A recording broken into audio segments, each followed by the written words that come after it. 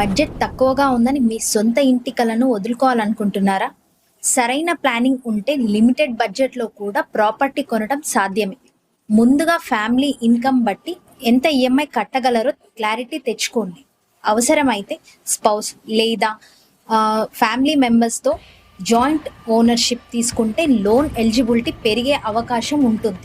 City సెంటర్‌లోనే కొనాలని fix అవ్వకుండా development potential ఉన్న ఎమర్జింగ్ ఏరియాస్‌ను పరిశీలించండి.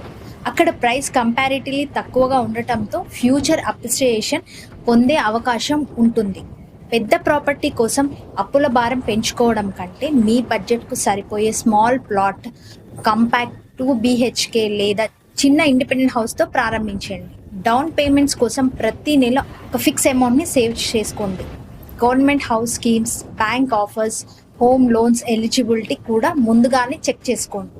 కానీ తక్కువ ధరకు వస్తుందని డాక్యుమెంట్ వెరిఫై చేయకుండా ప్రాపర్టీ కొనకండి. Clear title, approval, location, development అన్నీ చెక్ చేసిన తర్వాతే నిర్ణయం తీసుకోండి. గుర్తుంచుకోండి, మొదటి ప్రాపర్టీ పెద్దగా ఉండాల్సిన అవసరం లేదు. మీ ఫైనాన్షియల్ కెపాసిటీకి సరిపోయేలా ఉండాలి. స్మార్ట్ ప్లానింగ్తో చిన్నగా మొదలు పెడితే అదే మీ పెద్ద ఆస్తికి మొదటి అడుగు అవుతుంది. మీ బడ్జెట్ ఎంత?